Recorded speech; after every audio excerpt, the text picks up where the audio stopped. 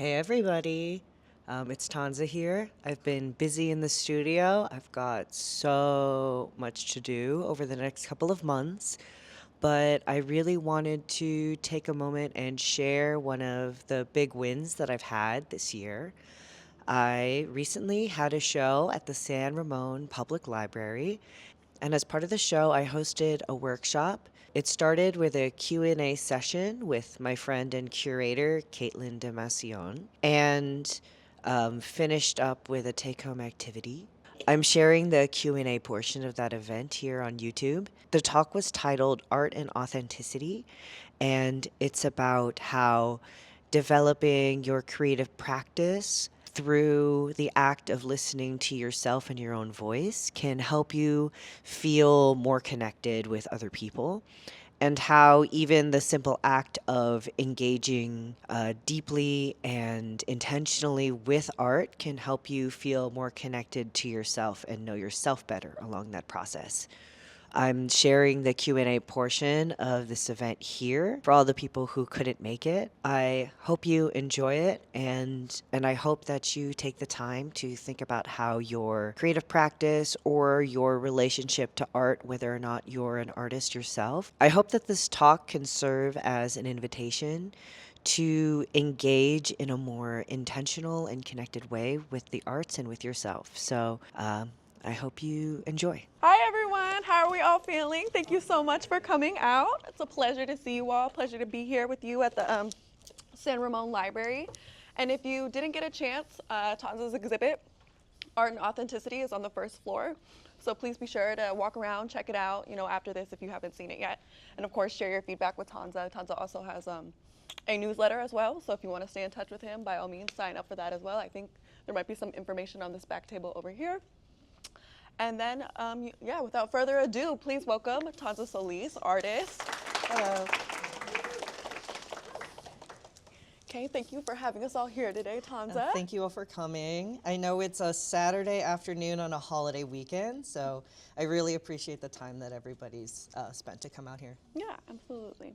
And so I guess let's go ahead and get started a little bit. Tanza, can you tell us about this exhibit? Tell us a little bit about the exhibit itself, what your inspiration behind it. So the body of work that's downstairs is a collection of paintings that I've been working on for the past 3 years. I think of these as very introspective work. So I spent time away from painting creatively. I spent a lot of time making comics, doing illustration, doing some writing, but I found that comics were just not fast enough to be done. It takes like months or years or weeks to put together a relatively short comic. And I was finding that the things that I was trying to work through creatively were more urgent. So I couldn't really wait for all my characters to get designed and write the script and all of that to work through it. So the paintings that are downstairs are my return to painting after basically a 8-year break. Wow. And so all of them are, I see them as very deeply personal. They're about the emotional state that I was in when I was making those paintings. And I really think of them as like portraits of abstract concepts, or basically a mirror that I've created that then becomes a window for the viewer to see. Yeah.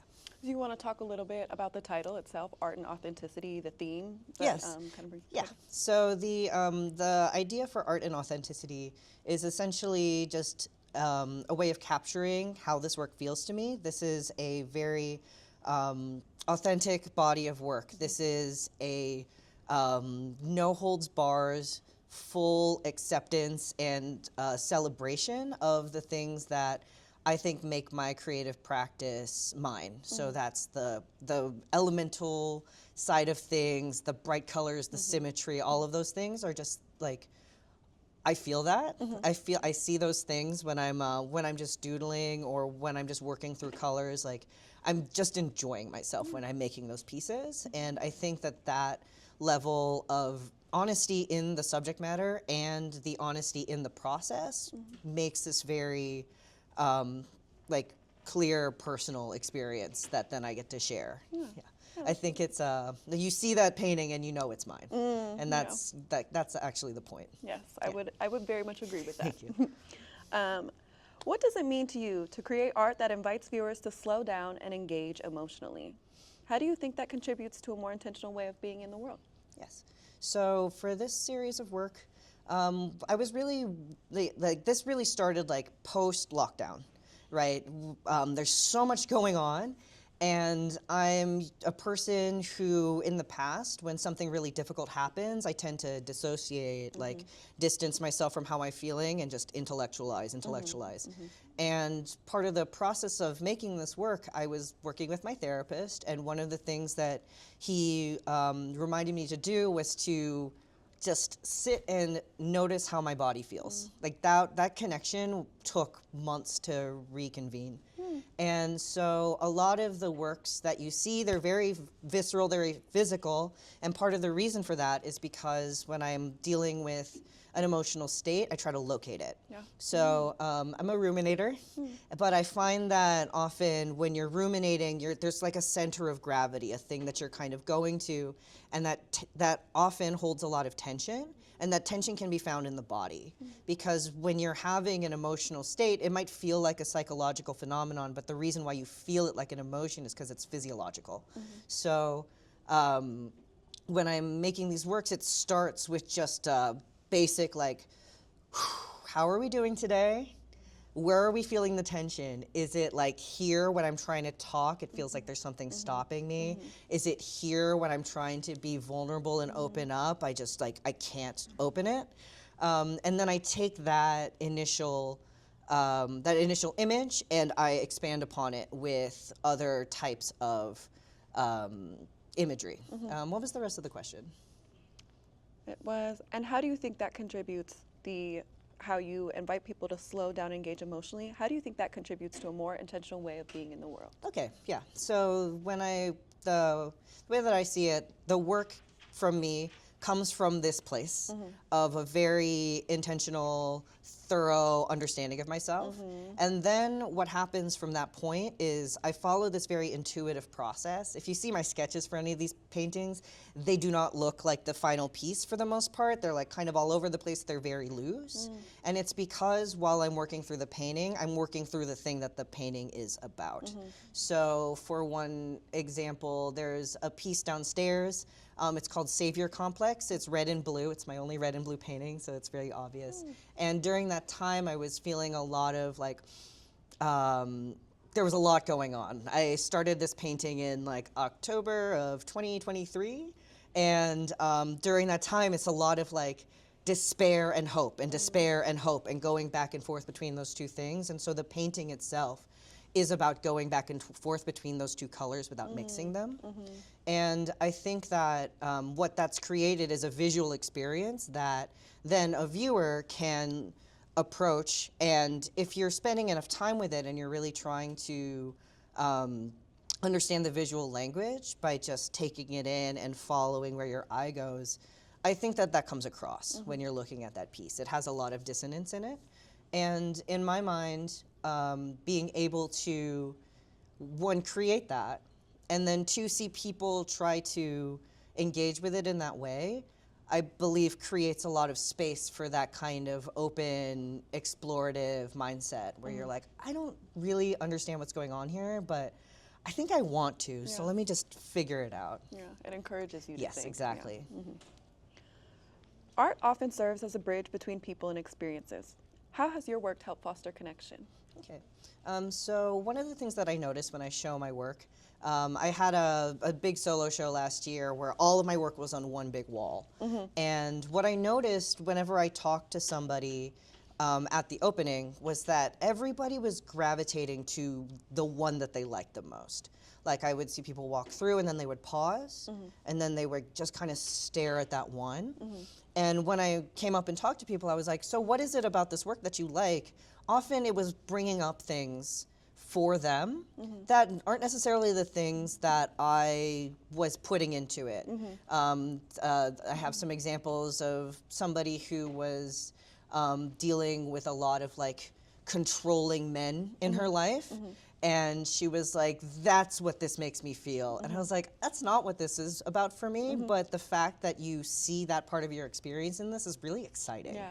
Because I think that one of the best things that art does is it creates an opportunity for that connection in a way that is so broad that it's not like I'm just trying to talk to you and find the one thing we have in common. Because we're connecting through an ambiguous thing, it can see a wider part of your experience. And that's something that art is really good at.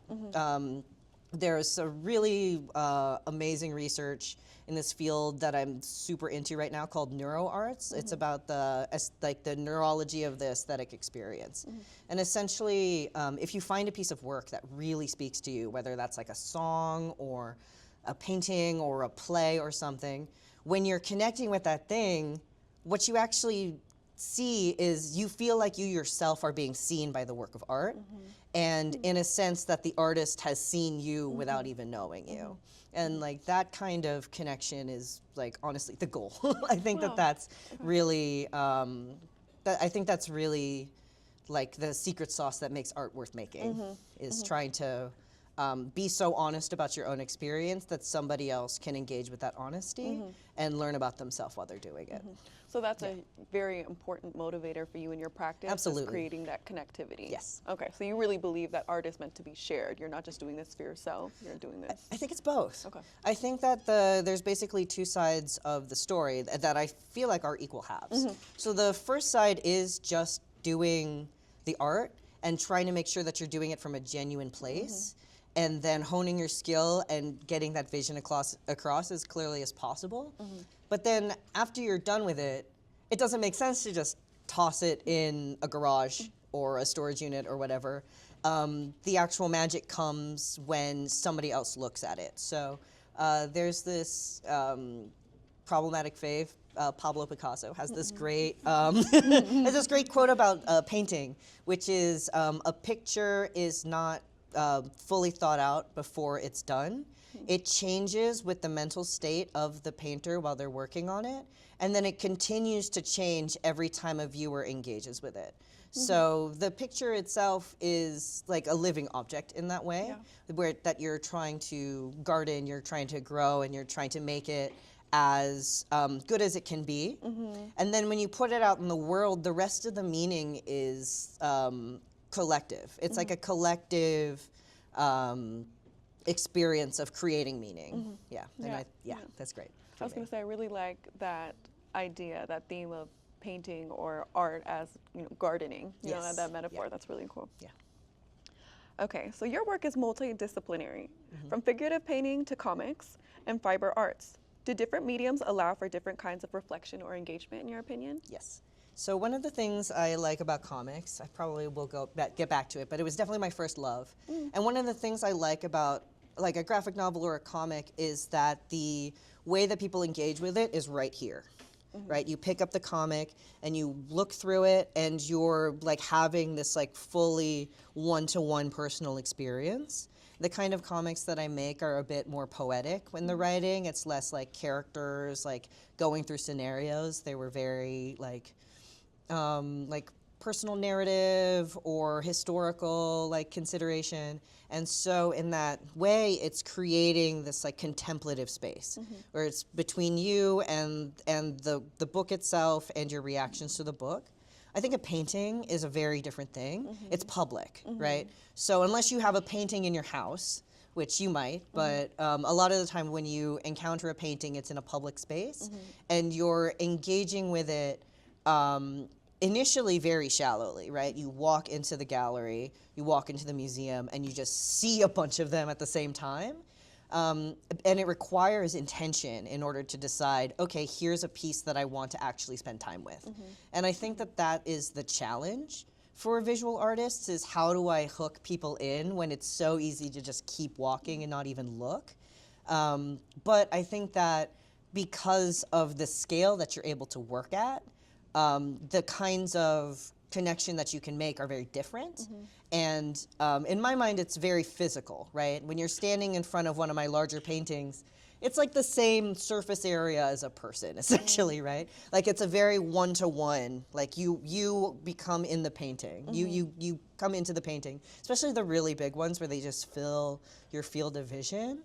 And that play with scale, I think, is a really important part of this medium. So Yeah, all of them have a different way of making and a different way of engaging with them as an audience. And it's really about what kind of reaction I want that helps me decide what I want to make.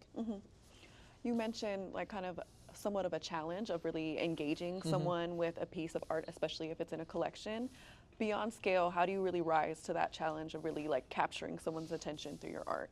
That's really hard. It's really hard. I think that right now I'll get kind of woo-woo and like about social media and the way that it affects our attention, but we're bombarded on all sides by images constantly, right? It's all the billboards, it's the branding, it's the advertisements, it's the posters, and then on your phone, like you just keep going and you can see thousands and thousands of pictures for fleeting seconds, right? But that's not the way that paintings are made to be engaged with. Like one of the exercises that you do in like art class, art history class sometimes, is the professor will be like, find a painting in this museum and sit in front of it for an hour without your phone. And no notebook, just you sitting in front of it. It's excruciating. But one of the things, it's excruciating, even for me. But I find that like, that is the hard part because that's the hard part, but it's also the point because the person who made that painting spent dozens, if not hundreds of hours on that painting, perfecting every part of that image. One of the best parts about it is that you can see all of the brushstrokes, the decisions that person is making.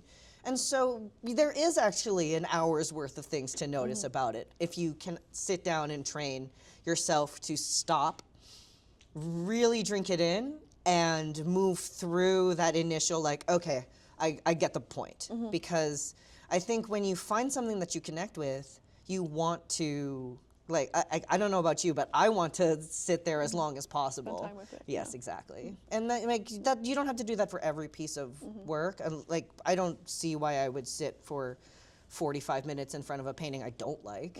But when I do find something I like, it is like, that's part of the joy of it, is that there's just so much it can give you, and every inch of it has something. Yeah.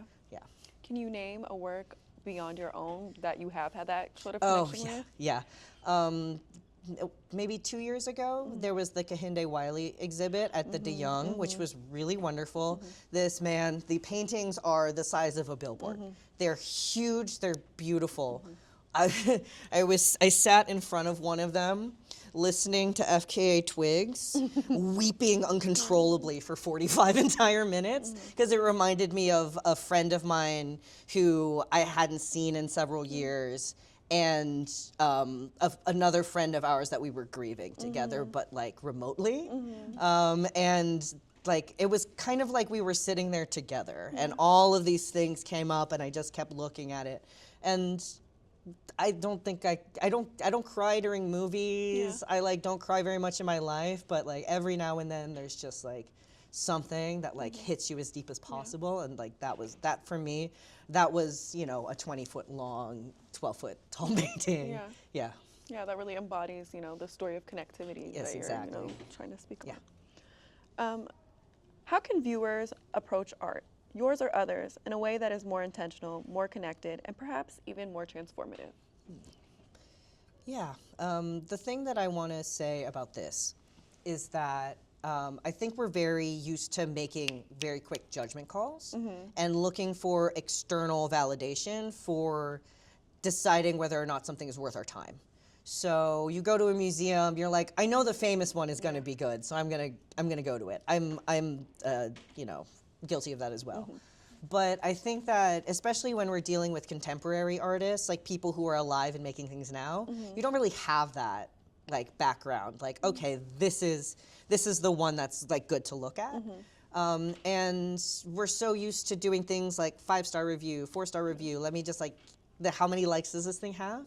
I think that the difficult like mental step is, how do I get past evaluating something immediately? And you can evaluate something immediately. You can be like, this is really not for me. But if you have that question of like, I think there's something here, maybe it's not really like what I'm into, or like this is kind of unexpected, but you find yourself pausing, the longer you pause, the better. And like learning how to say, you know what, maybe my plan is to see the rest of this exhibit, but right now this painting and me are gonna have some one-on-one time. that is a way to train your attention that is very counter to the like commercialists like endless feed kind of mentality. And honestly, there's not a lot of counters to that, especially when we have one directly in front of our face most of the day.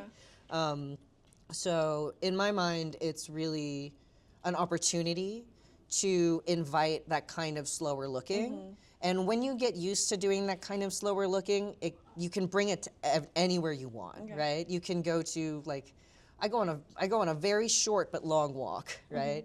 Like I went on a walk, I think Thursday, where every corner I turned, I was like, this is the most beautiful thing I've ever seen. And like that's something that I gained as a painter. You know, you learn how to look, you learn how to like see what's actually in front of you and appreciate it. And this is one of the avenues that you can do that in, because at the very least a painting is a contained thing. That's interesting. It seems that kind of your approach to both creating and digesting art is similar in the sense that you have like your initial reaction and then you kind of sit with it and like play with it and explore it and say like, where is this going to take me? So it's like important to kind of have that, I feel like that superficial reaction, but then to your point, digest it, take it in, explore it. You have both. Yeah, that's really cool. Okay. How do you approach uncertainty or ambiguity in your creative process, and what can that teach us about staying open and present in other parts of life? Yeah. I think that the uncertainty part of the process is what makes it art. So I think about that in contrast to something like design. There is an art to design. But when you think about design, there's a finished product you're trying to arrive at. A lot of the times, if you're designing, say, a piece of furniture, you make your blueprint and you have to execute it. And the plan is there to help you arrive at a finished thing, right? I think that a lot of the time, when you're working in art, if you try to do that, it becomes less fun, right? If you're like, okay, I have this paint, like if I have this image, I want to replicate it exactly, so I'm gonna just project it and fill in the colors, like maybe that's interesting to you. It's not that interesting to me. And I think that there is a balance between your plan and where you want to end up. And embracing that ambiguity and saying, actually, all of these places where I'm not sure are opportunities for me to try something new, and opportunities then to like figure out parts of your practice that are unexpected. So for example, like when I started painting, I started, you know, getting my little ruler out and like sketching everything out. But I found that if I got rid of that step, for the most part, I still like do a bit of like geometry to figure out where the composition goes, but I'm not like getting in there with a pencil to draw in the outline of everything I'm gonna paint. I get a lot more fluidity, like because the boundaries are a bit more ambiguous. Like you can see, I think, as my work progresses, like there's more room for play, there's more room for colors, there's more room for different kinds of brush strokes and using different tools, and that is so much more lively and more exciting to do, in my opinion, than execution. Yeah, and so if you're able to accept that, hey, maybe this decision will lead to something imperfect, but at least I'm doing something, I think that that's a really important tool to have as an artist. So would you say that play is a key part of Absolutely. the process? Yeah. If you're not playing, what's the point? What advice would you give to someone who wants to start an intentional creative practice, not for exhibition or recognition, but as a way to stay grounded and connected? Yeah, so I think that the number one thing that I would say to anybody who wants to do more creative work or is in a creative space but is feeling stuck or hesitant is that you got to deal with your other stuff first.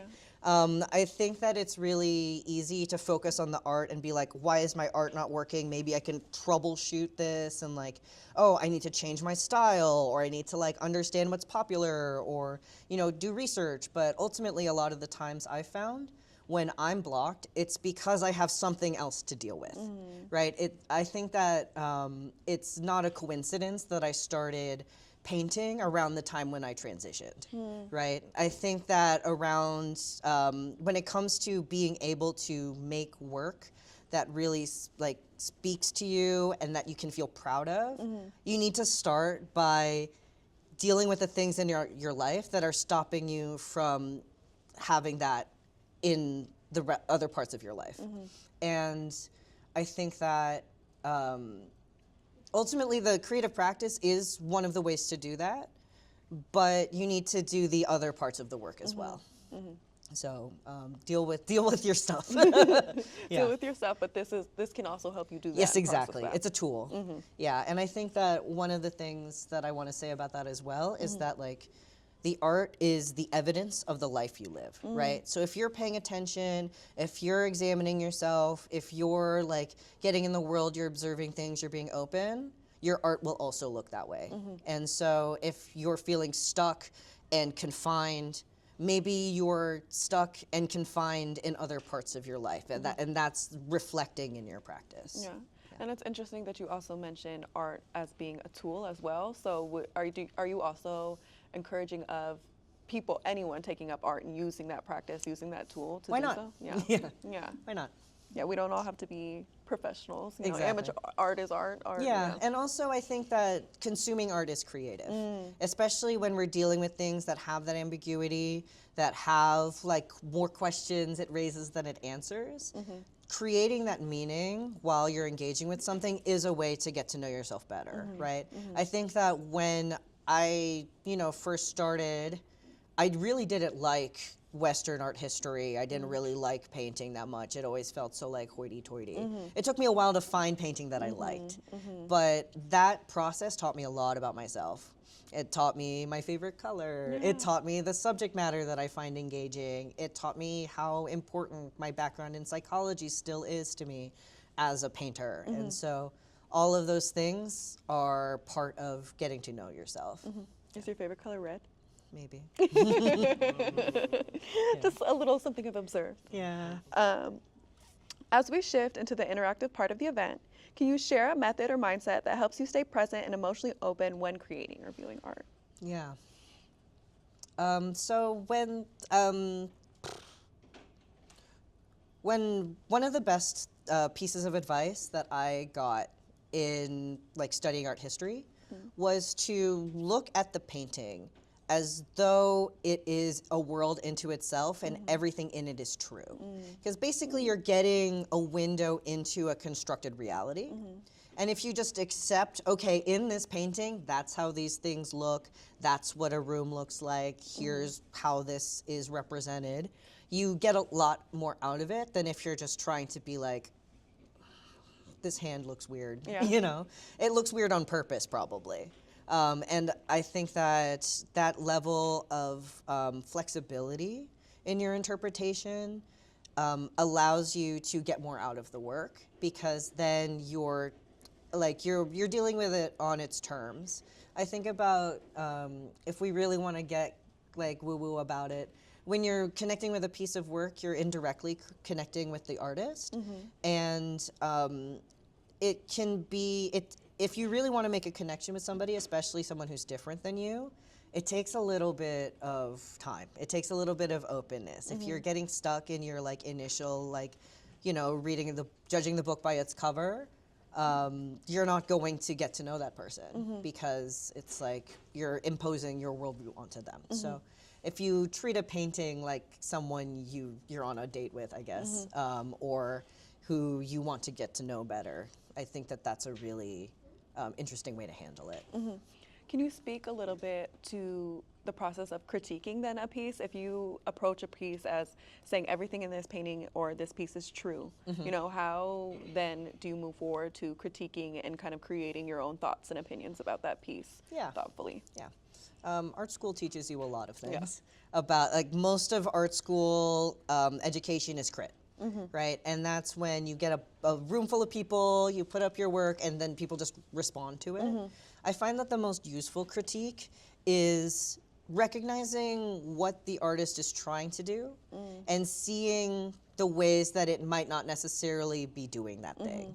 right? If you want to, for example, like create this like dreamscape that you want people to dive into and really drink up, if you as an artist are not drinking up that space and spending a lot of time in it, you're pantomiming that, right?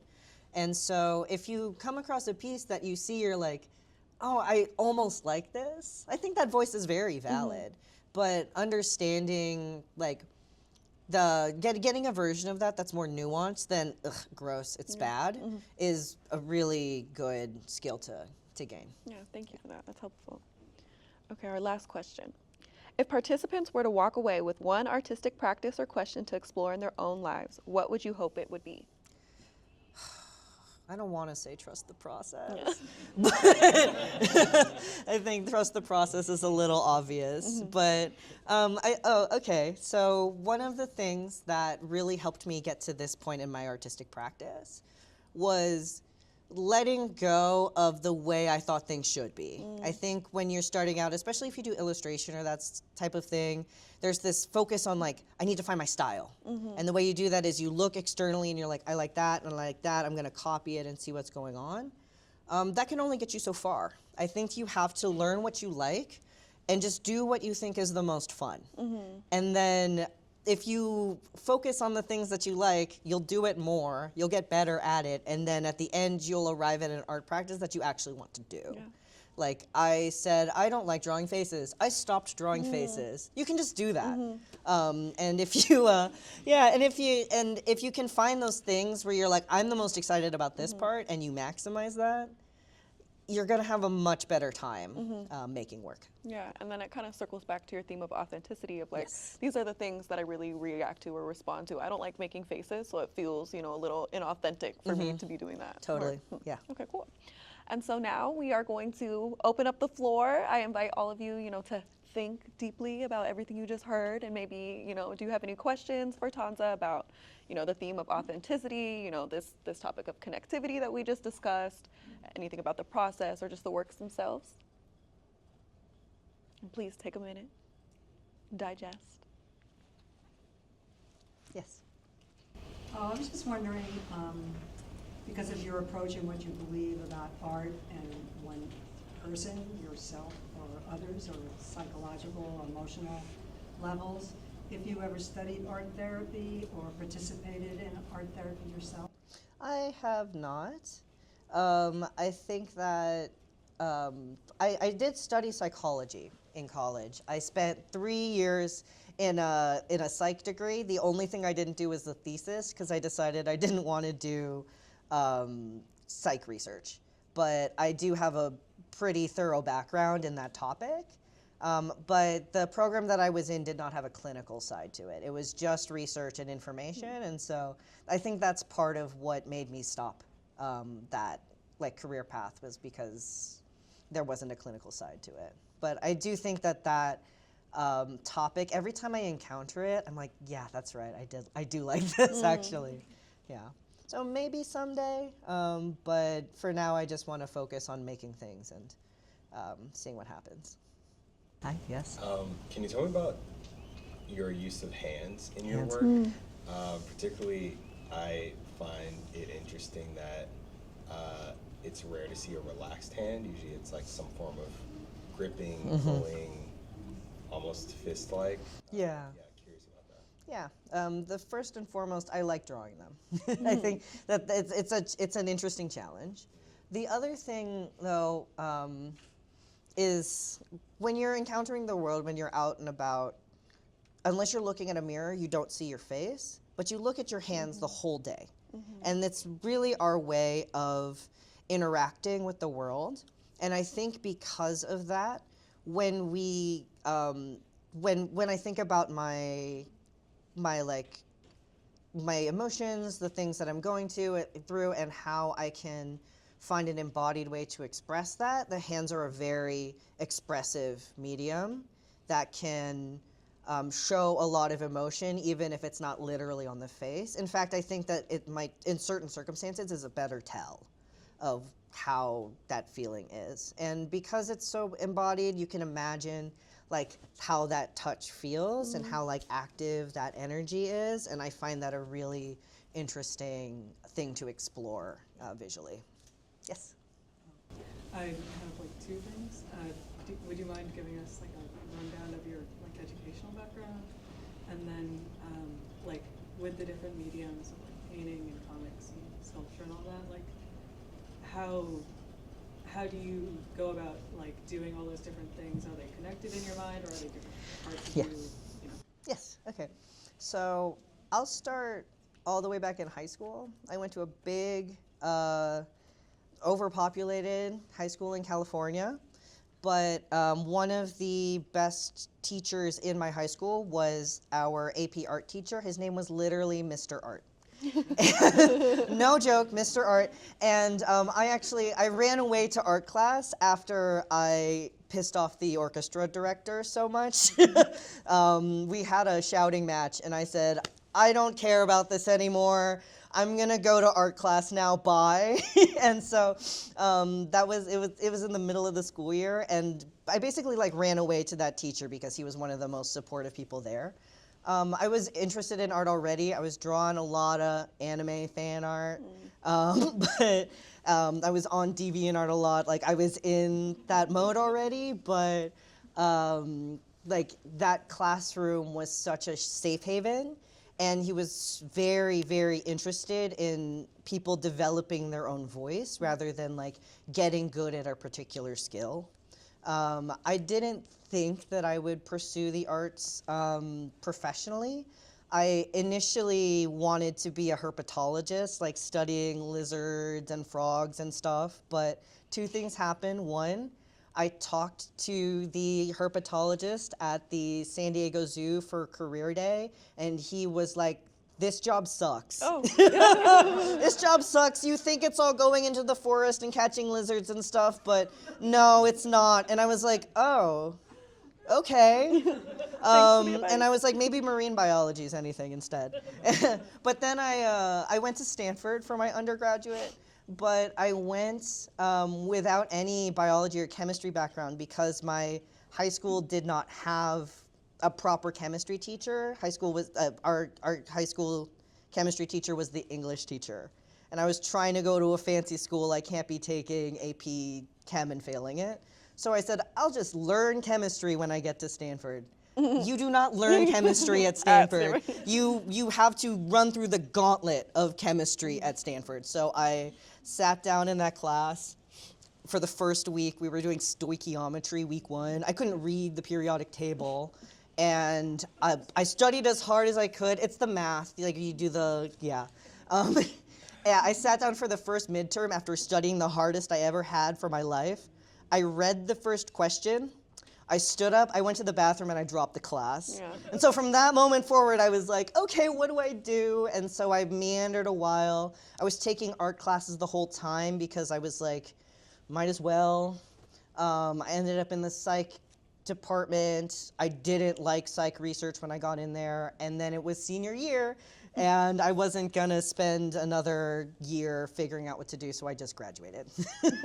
And after that point, I graduated. I didn't really find a job in the arts. It's very hard, so I taught after school. I actually taught after school comics, art, and science classes at Sequoia Elementary in Oakland, and kind of fell off of my own creative practice for a really long time until lockdown happened.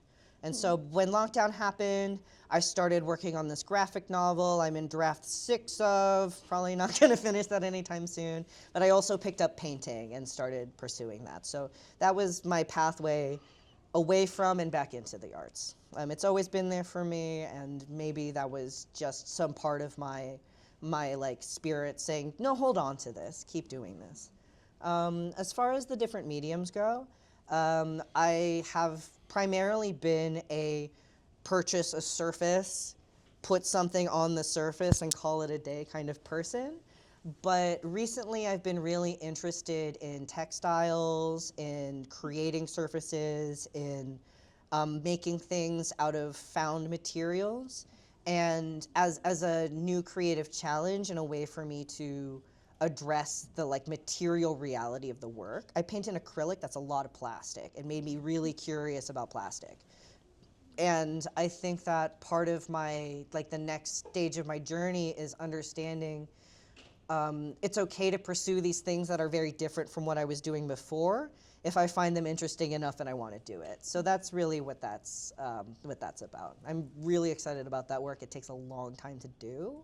So I don't really have a ton of those sculptures to show, but I will maybe in 3 years. Give me some time. Yeah. Any other questions? Yes. A lot of the fire in your work seems to be almost like folded fabric in how it is shaded. Is there like a method you use for thinking about how light works with it? Yeah. So the way that I think about my painting compositionally, I'm very attuned to where the viewer's eye hits and then where it will go after that.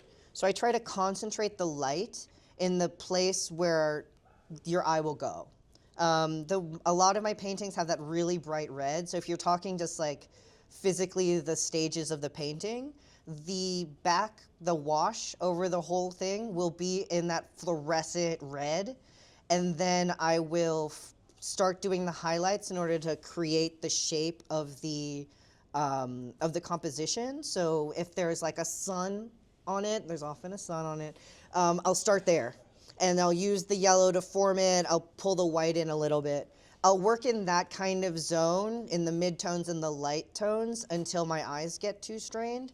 And then I'll start pulling the dark colors in order to like create the contrast. And so a lot of the time I'm pulling out my phone at the end of like a session, putting it on the monochrome like camera and just seeing like, does the light and then the pathway through the light go where I want it to? And that's really the push and pull that I'm working towards. Yeah. Does that help? Great. Any other questions? Yes. I love how much you talk about like the being seen part of making art. Mm-hmm. Feeling seen as the artist and then the person encountering the painting seeing you. And I think a lot about how that has like two sides sometimes. Like I think being so vulnerable as an artist and like being seen as like you open yourself up in a very vulnerable way to the world, and it makes me like, I'm curious how if you like protect yourself as an artist against being seen, or like if that act of being witnessed, like I don't know exactly what the question is. Yeah, I mean, yeah, I think I get what you're saying. You're basically asking like, how do you balance being seen while not feeling like too open, and like how do you can kind of construct that relationship, would you say? I'm just curious what that part has been like. Yeah. I paint so that I have a controlled way to do that. So a lot of my work in the past, especially in college, was very literal. It was like, here's my experience, here's my family's experience, here's everything. And I kind of got tired of doing that because it brought a lot of like emotional fatigue after I made the work. It felt great to make it, and then I show it to people and I feel like I'm explaining the ways that I'm different.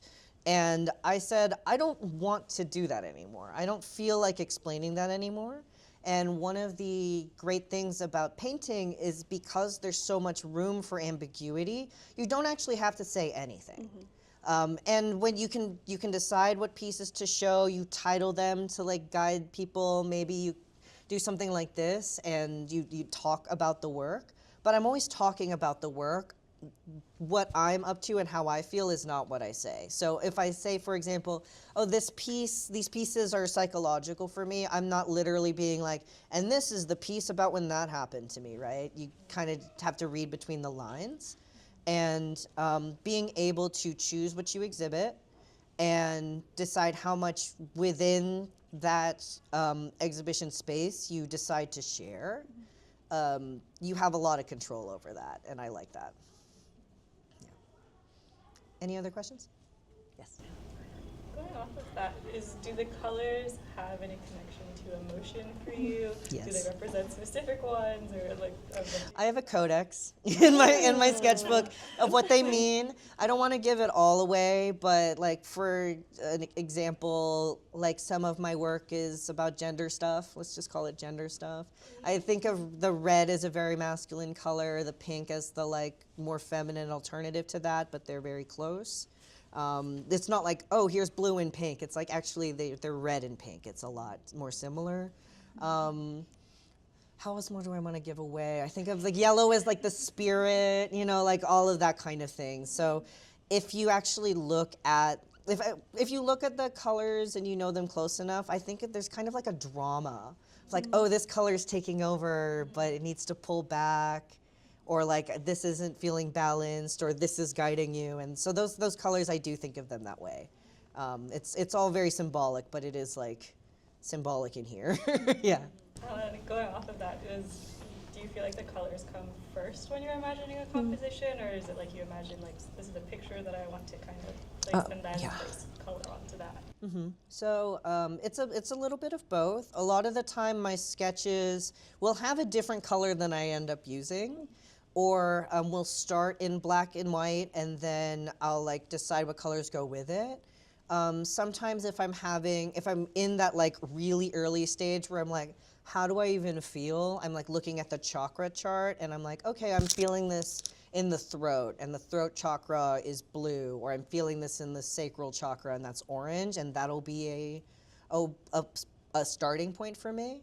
I do not study those very closely, but as a jumping off point, like knowing like, okay, orange should play a role in this story is helpful. Yeah.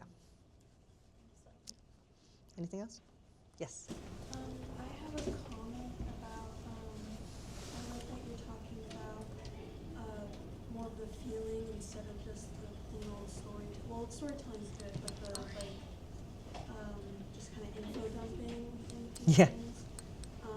So as a very logical person, and I just had to do APR where you have to explain Yeah. a part one big thing, which I did not like. But also, I wanted to ask you a more niche question about teaching art at Sequoia. I do art lessons, and I'm going to do my last year with elementary school students next school year. If you have any of your curriculum, like I'd like to see it Yeah. integrated. Yeah. But like, do you just have any tips for teaching younger students? Because every year I have kids who are more there just to learn about the things that we're learning through the art, and some kids who are more technical and really like to make like full-blown comics. Yeah. We're working. So yeah. Yeah. I'm sure you've heard of the concept of scaffolding. Yes, no?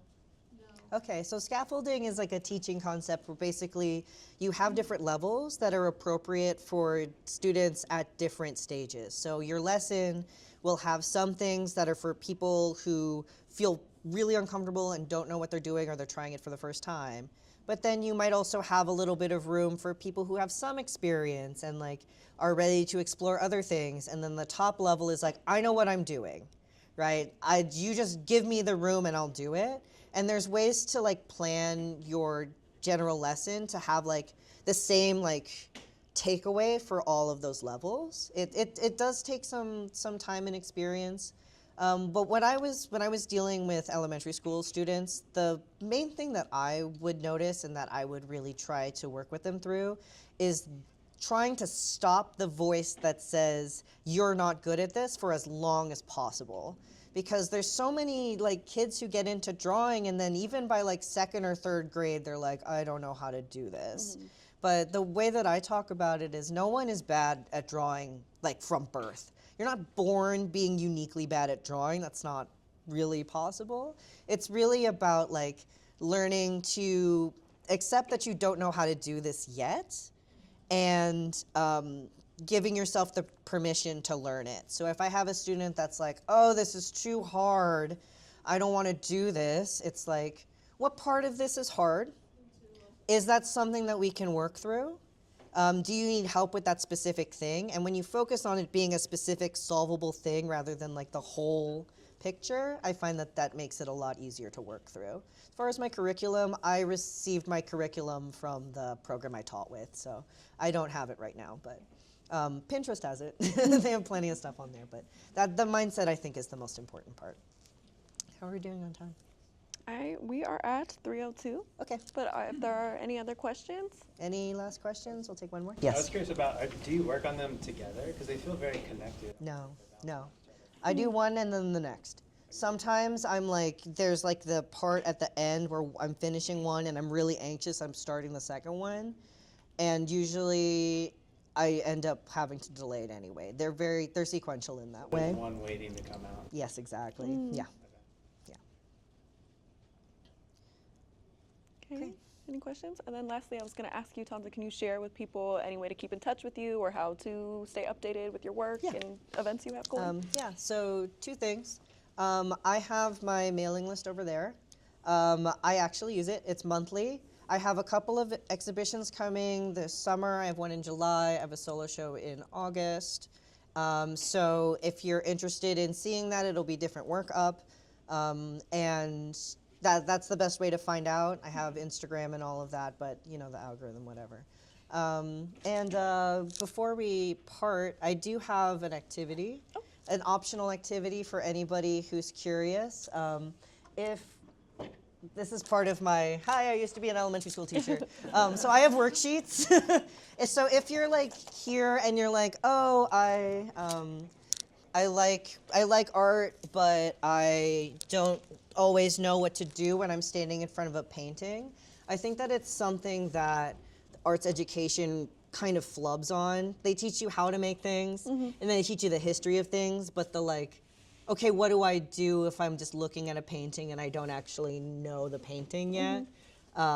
That's a skill. And so I have some worksheets. There's 2 different ones if you want to try them. And they're about just like having an open observation of the painting that you're looking at. And then the second one is like a free association. If you find something that you like, sometimes it's reminding you of other things. So it's a like opportunity to just list those things. So if you want to try that out, Darling Bob is putting all of them together. So yeah, that's open-ended to anybody who wants to do that. And we have the room till 4. So if you want to go down and do that, I'll stick around. We can talk about it. But yeah. Anyway, thank you so much, everybody. Thank you, guys. Thank you. And thank you. And thank you so much for sharing everything. That was really insightful, and I hope, I feel like I walked away with something. I hope we all connected a little bit through this experience. I appreciate it. Of course. Thanks, Tanza. Hi, everybody. If you've managed to watch all the way to the end of this video, I just want to say I really appreciate you. Thank you for coming through and helping me beat the algorithm.